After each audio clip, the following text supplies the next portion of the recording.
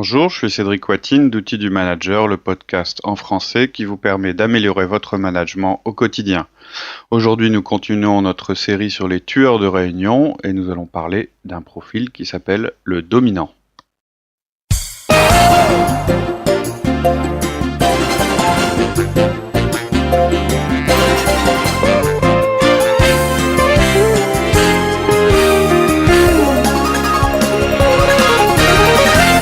Bonjour Laurie. Bonjour Cédric. Alors on continue sur notre série sur les tueurs de réunion. Et aujourd'hui on va parler d'un nouveau personnage qui s'appelle Terminator. Dominator.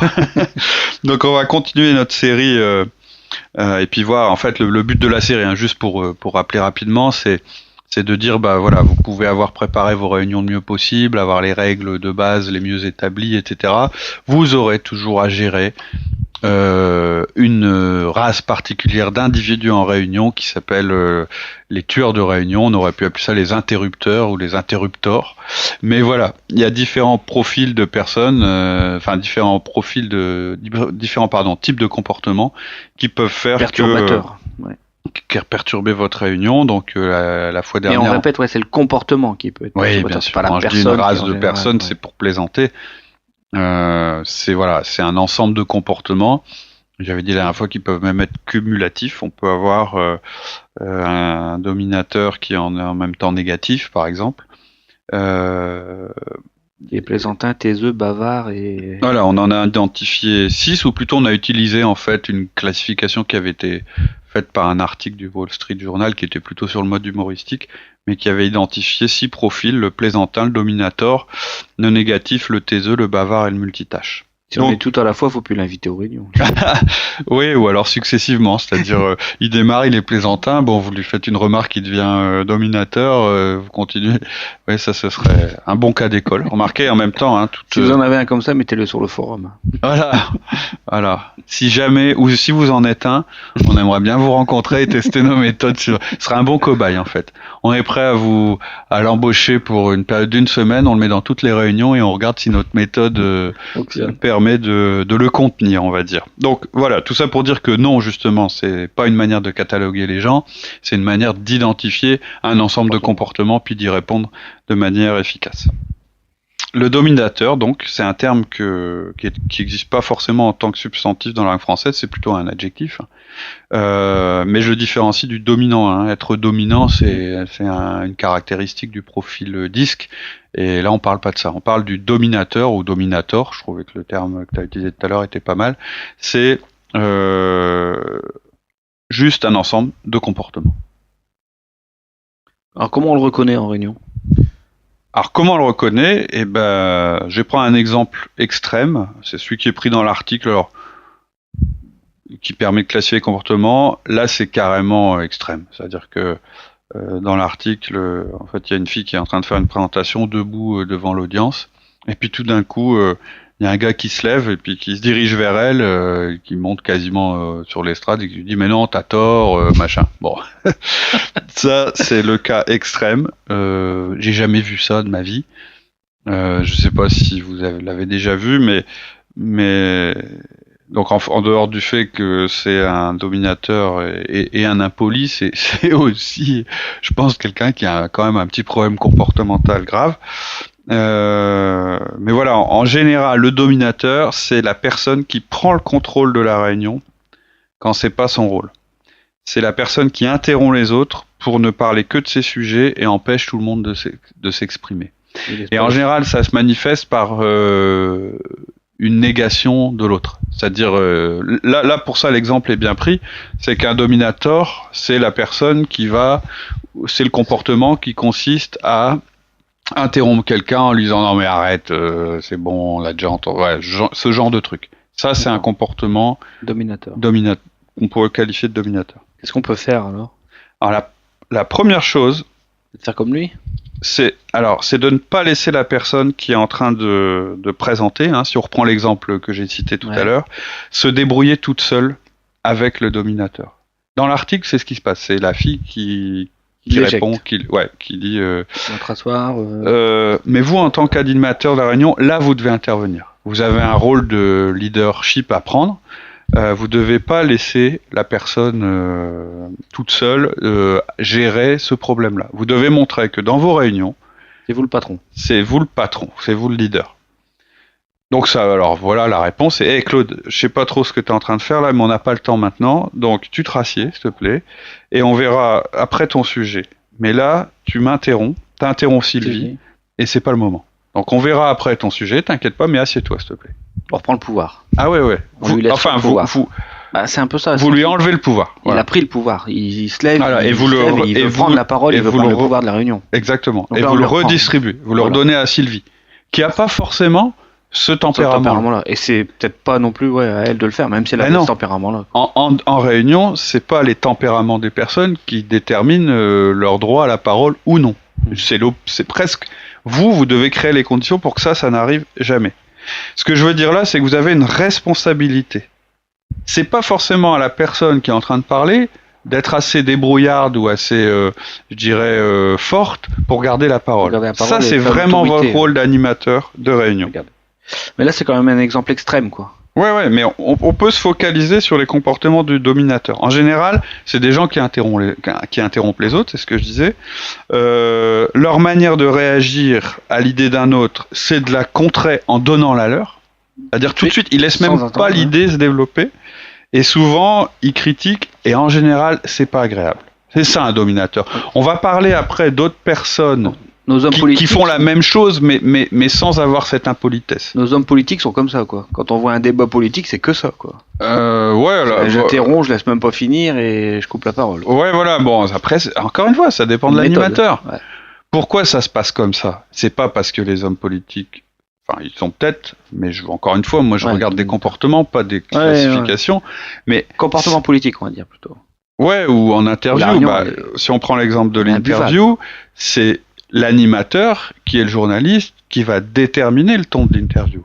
En général, pourquoi c'est comme ça? C'est parce que ce qui l'intéresse plus, c'est d'avoir de l'action, Du débat. du débat, mais au sens D'action dans du le débat. conflit, je dirais, de l'interruption, plutôt qu'on ait des idées de fond qui se développent. Donc, on voit bien que quelle est la responsabilité de l'animateur. Ouais. C'est de faire C'est lui que c'est de faire que tout le monde puisse s'exprimer. Animateur, c'est ça. C'est-à-dire qu'effectivement, il a un pouvoir, vous Partager avez un le- pouvoir, Le temps et de vous parole. devez l'utiliser. Genre le mec qui arrête pas de dire ça marchera pas, ah bah tu te souviens même pas de ça, ou bien tu sembles oublier qu'on a un budget pour ça, ou bien tu vas pas nous dire ça quand même. Voilà, ça c'est le dominateur. C'est des phrases de dominateur. Dans tous ces exemples, le comportement génère une interruption et elle est elle est violente. Elle est Une violente. interruption violente, impolie.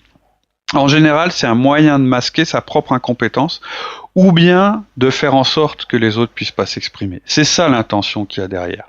Derrière, c'est le gars qui dit mais ça veut dire quoi? C'est je sais mieux que tout le monde et surtout je veux pas laisser s'exprimer une idée parce que ça pourrait me nuire personnellement. Donc on est vraiment dans un cas où on tue la collaboration, on empêche la communication et le partage. Or, le rôle du manager, c'est de développer ça dans son équipe et dans ses réunions.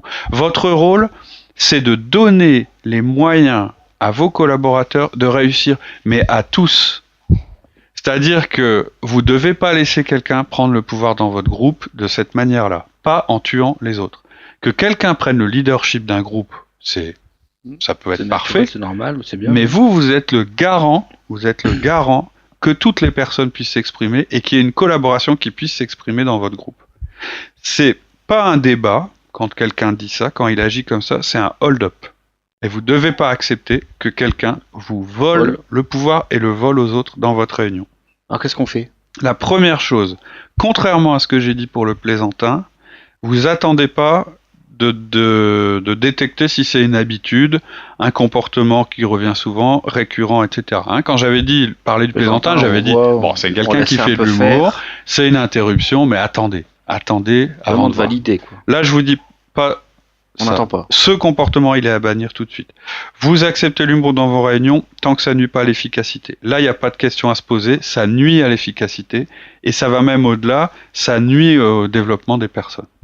Parce que ça va à l'encontre des règles de la réunion. Dans la réunion, vous avez un ordre du jour et en général, dans vos règles, enfin, je vous incite à le faire, faut que vous ayez une règle qui dit on s'interrompt pas, ça fait partie des règles de Le base. respect de l'autre. Et à ce moment-là, c'est votre rôle de défendre votre réunion, de définir le contexte. C'est votre rôle. Souvent, le dominateur, c'est un leader aussi. Ouais. Quelqu'un qui travaille bien. Ça peut être ça. Ça peut être quelqu'un d'incompétent et qui masse son incompétence comme ça. Mais effectivement, je dirais, je vais le prendre dans l'autre sens. En général, il arrive assez fréquemment quelqu'un qui performe bien, quelqu'un qui a des résultats, et aussi un comportement très dominant. Donc ça, c'est une caractéristique, mais qui peut devenir dominateur, c'est-à-dire avec un extrême. C'est un petit peu comme quand on a parlé de la manière de gérer un collaborateur arrogant. Hein. On a un podcast qui s'appelle Comment gérer un collaborateur arrogant. C'est-à-dire un type qui a beau être bon, mais s'il ne sait pas travailler en groupe, respecter les autres, ça devient un mauvais. Vous pouvez reconnaître ses qualités professionnelles, par contre, vous ne pouvez pas tolérer son comportement. En plus, en le reprenant, c'est-à-dire on va y arriver bientôt, mais ce type-là va falloir lui faire un feedback. Vous allez l'aider à devenir meilleur. Vous allez l'aider. Croyez pas que les autres se taisent en se disant bon, il est horrible ce type-là, mais en même temps c'est un bon, c'est normal que Laurie réagisse pas si c'est toi qui est dans la réunion. Ouais. Non, je vais vous dire ce qu'ils se disent. Ils disaient ah bon, ok, donc Laurie laisse faire ça. Ça veut dire qu'il accepte que Claude nous domine. Voilà ce qu'ils se disent. Ils ne se posent pas la question de savoir s'il est bon, pas bon, etc. Bon.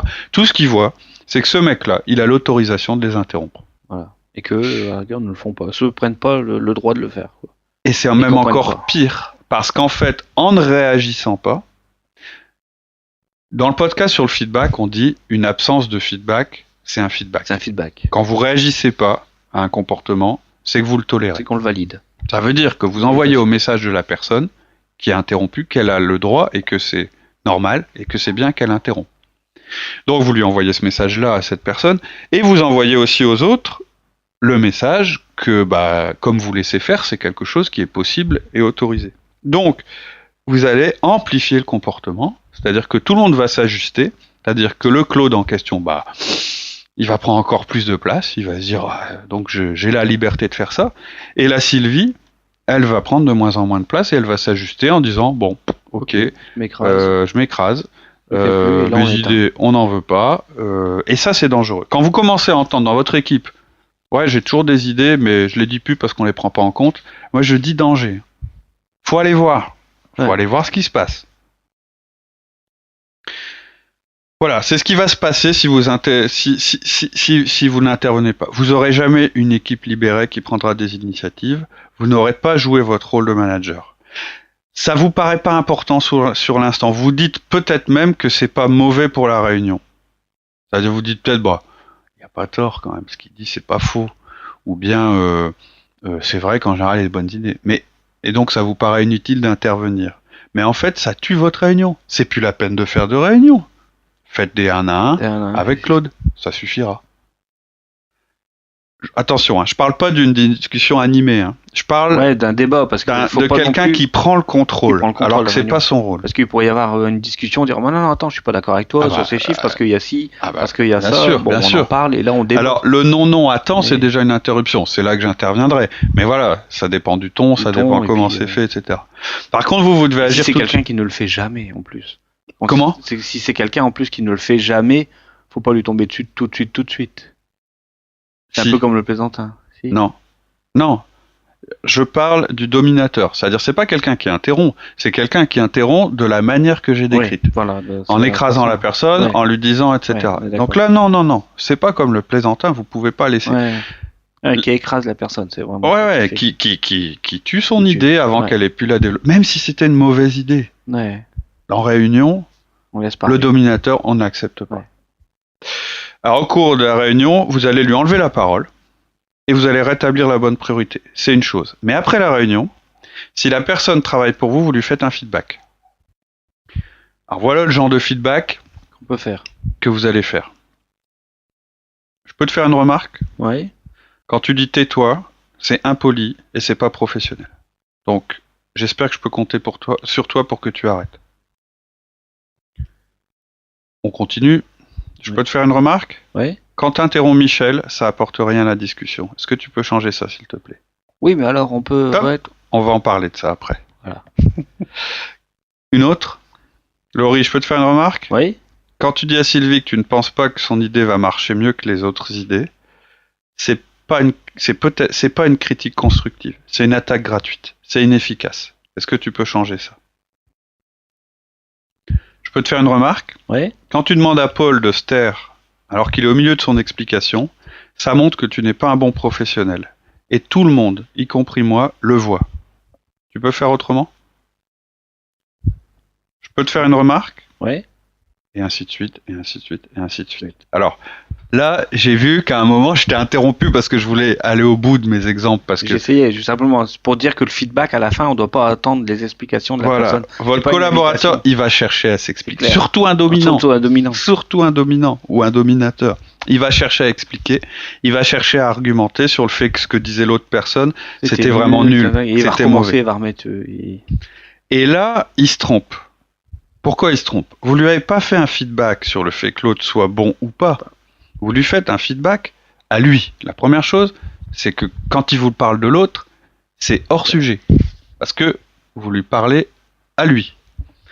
Ensuite, votre feedback, il n'est pas non plus sur le fait que l'autre ait dit ou raconté des bêtises ou ait dit quelque chose qui était inepte. Le feedback, il est sur le fait que son comportement n'est pas adapté. Et que vous souhaitez qu'il le change. Donc, vous pouvez essayer de lui expliquer ça. Mais, alors à nouveau, dans un des podcasts sur le feedback, on vous a expliqué, le meilleur moyen, si malgré les 2 premières explications que vous donnez, il continue à s'auto-justifier, c'est de couper la conversation. C'est de couper. C'est ce qu'on a expliqué dans le feedback. On l'explique dans le feedback, pourquoi on fait ça.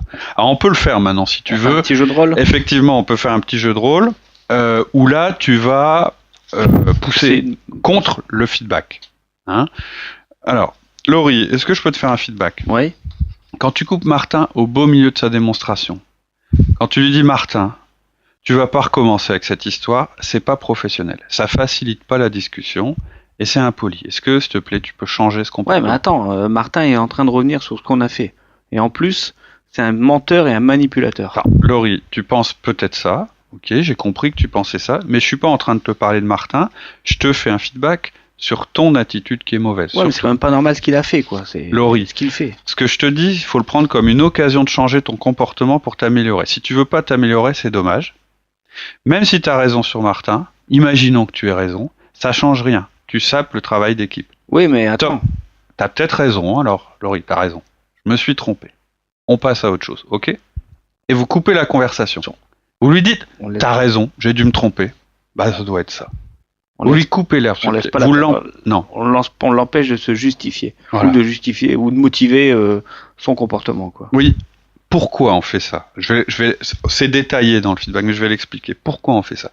Parce que votre objectif, c'est de passer un feedback. C'est pas d'avoir une conversation sur le fait que Martin, il soit mâche. Bien, bah, puis d'essayer de le motiver, tout ça. De toute façon, voilà. Le message est passé, quoi. Voilà, vous avez fait votre boulot. Ouais. Le boulot de passer le feedback, c'est quoi un feedback? Un feedback, c'est juste une information que vous donnez à votre collaborateur dans l'espoir qu'il va modifier son comportement à l'avenir.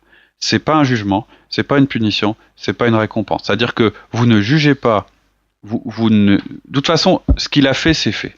Donc vous voulez juste lui dire que ça a un impact qui est négatif et que vous aimeriez qu'il change. Vous voulez pas qu'il se justifie. Évidemment, vous pouvez lui laisser dire 3 mots parce qu'il en a besoin, lui, de l'expliquer. Mais votre feedback, il est passé. Et si son but, c'est d'enlever le feedback, c'est même pas possible puisque le feedback a été passé. Donc, vous allez couper et puis vous verrez bien. À mon avis, la conversation qu'on vient d'avoir, le feedback que je viens de te donner, la prochaine fois, tu feras attention. Le message est passé. Ou bien, tu vas rester sur ta première idée que Martin, c'est un nul. Et donc, tu vas continuer. Donc, dans ce cas-là, qu'est-ce que je vais faire? Dans ce cas-là, je vais à nouveau refaire un feedback après la réunion suivante. Je te redirai la même chose. Tu vas continuer à dire que c'est pas vrai. Et puis, je te dirai, bah, t'as peut-être raison. Et puis, je continuerai à faire des feedbacks. Dans 99% des cas, ton comportement va évoluer. Changer.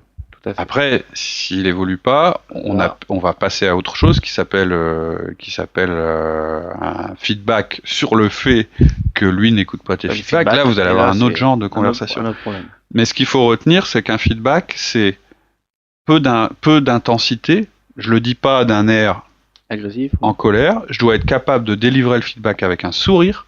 Si vous pouvez pas sourire en faisant le feedback, ne faites pas le feedback. Attendez-vous d'être prêt, parce que c'est comme ça que ça se passe. C'est pas une confrontation. Ok, alors ça c'est bien s'il s'agit d'un collaborateur. On va revenir comme le plaisantin, mais si c'est un collègue. Alors, pareil, si c'est quelqu'un qui dépend pas de vous au niveau hiérarchique, c'est-à-dire un collègue, quelqu'un qui est à niveau équivalent, ou bien le collaborateur d'un autre collègue, vous allez quand même faire un feedback, mais c'est un feedback de collègue. C'est-à-dire, vous n'avez pas la partie 1 et pas la partie 4. Vous pouvez pas lui demander de changer son comportement. Donc vous allez dire un truc du style, Laurie, je sais pas si t'as remarqué, mais quand tu dis des trucs du genre, c'est la chose la plus stupide que j'ai entendue aujourd'hui, c'est un peu fort, ça choque l'équipe.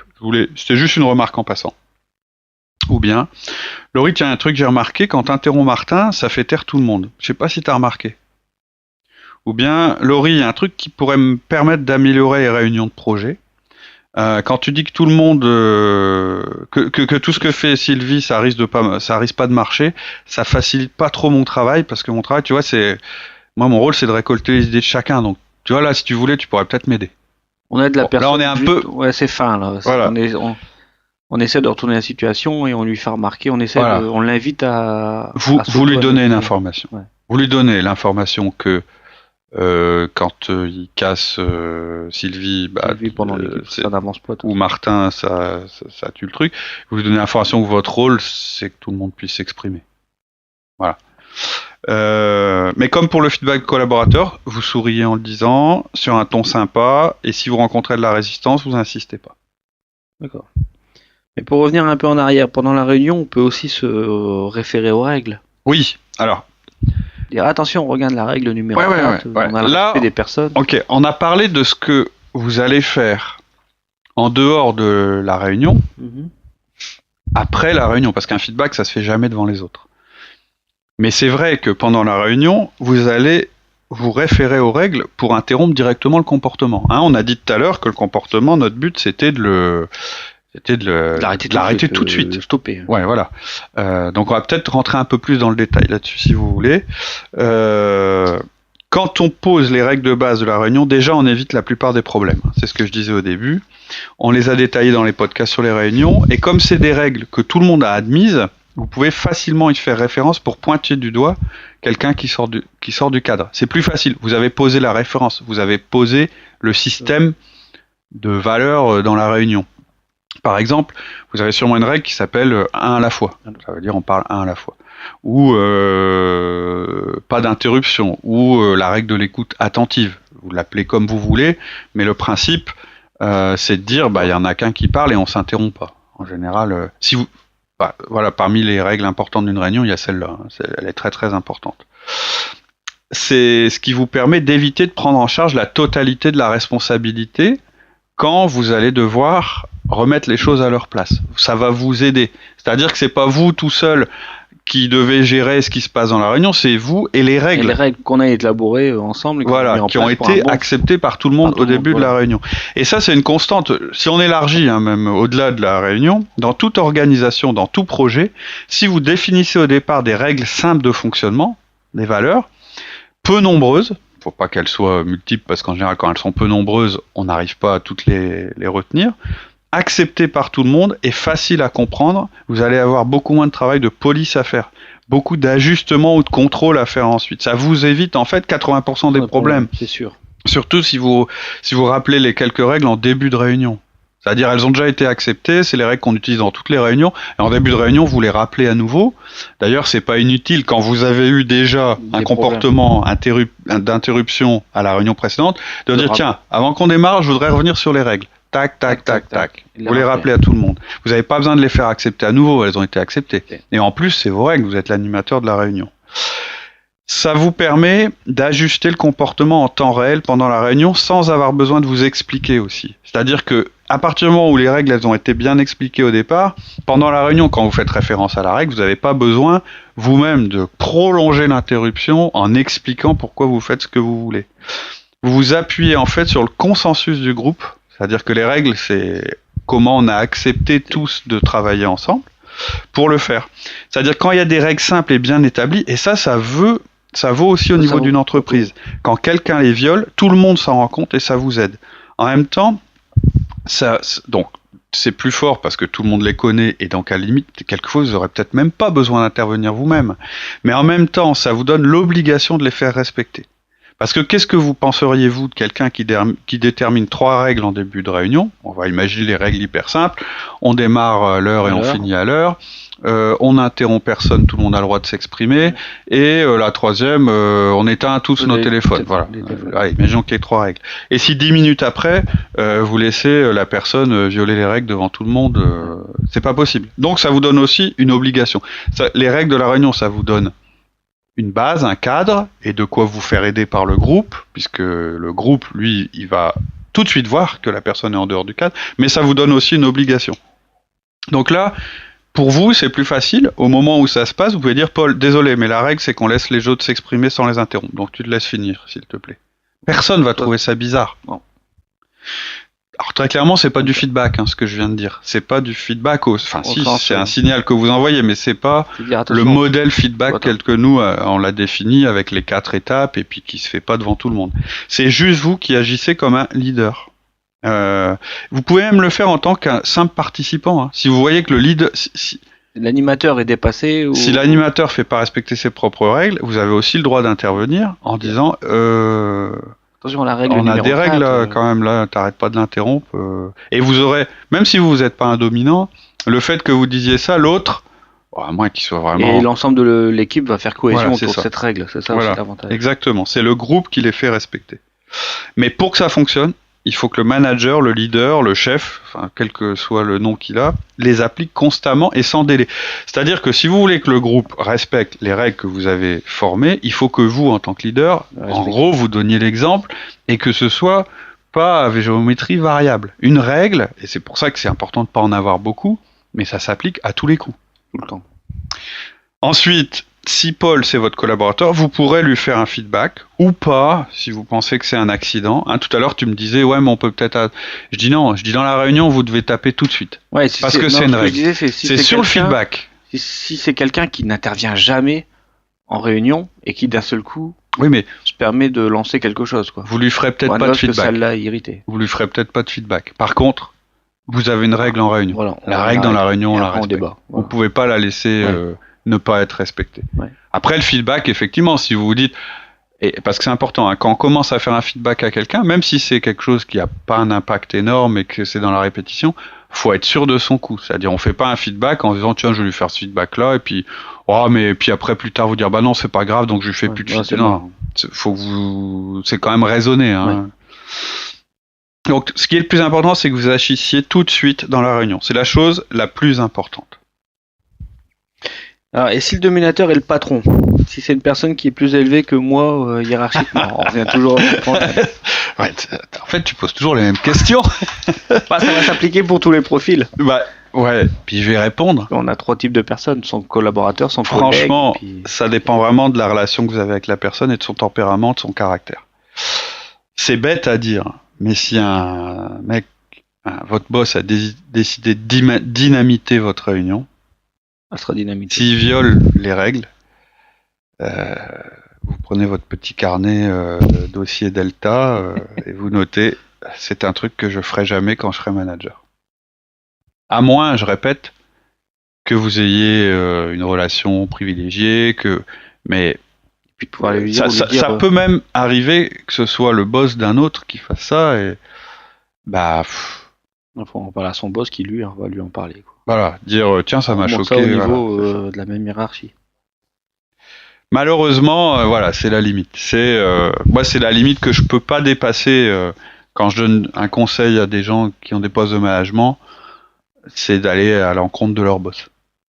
Que vous essayez de tisser une relation avec lui pour voir si c'est quelqu'un qui accepterait des remarques ou des choses de votre part, pourquoi pas. Mais vous dire Je veux dire, imaginez, le type, ok, voilà, il a ce comportement qu'on vient de décrire, vous vous levez et vous dites, bon, s'il te plaît... ah si, on prend ta place, on a des règles, la règle numéro 4. Voilà, je pense que c'est voué à l'échec, vous allez vous mettre en biais, ça va pas résoudre le problème, vous risquez de vous faire démonter en public, ce qui va pas être très bon pour... Non, après ça dépend vraiment si on a une bonne relation pour aller le voir après et dire... ça c'est autre chose, ouais. Vous savez, si vous voulez m'aider en réunion... Je vous mets juste en garde par rapport à ça, parce difficile. Que... Pourquoi j'ai à chaque fois cette réaction-là par rapport à l'effet qu'on peut avoir sur son propre manager? Vous lui offrez le podcast. Ouais, voilà. Alors après, vous jugez. Alors, on vous a donné un tas d'idées dans le podcast qui s'appelle Comment changer mon boss ou mon patron, je sais plus comment. Il y a un tas de choses à faire avant de faire ça. Faites d'abord toutes ces choses-là, et puis après, voilà, si le patron que vous avez correspond pas à votre manière de manager, etc., malheureusement, vous n'avez pas le pouvoir. Donc, soit on se soumet, soit on se démet. C'est une règle, c'est comme ça. Je pense pas que ça arrive trop souvent, j'espère que non. Et je me méfie aussi parce que, encore une fois, c'est les questions qu'on a toujours quasiment à chaque fois. C'est voilà, mon boss il est comme ci, il est comme ça, ça va pas. On a aussi une tendance, et vos collaborateurs ont la même tendance, à se dire que quand ça va pas, c'est de la faute de notre boss. Donc voilà pourquoi aussi je mets en garde. Vous n'avez une influence que sur vous-même et sur votre comportement. Et ensuite, votre comportement peut vous permettre d'influencer les gens qui sont vos collaborateurs. Essayer de manager vers le haut, c'est voué à l'échec. C'est compliqué. Donc on a vu le plaisantin, le dominateur, et donc les prochaines fois on va voir le négatif, le taiseux, le bavard et le multitâche. Voilà, c'est ça. Ok. À bientôt. Merci beaucoup. Bonne semaine. Au revoir. Au revoir.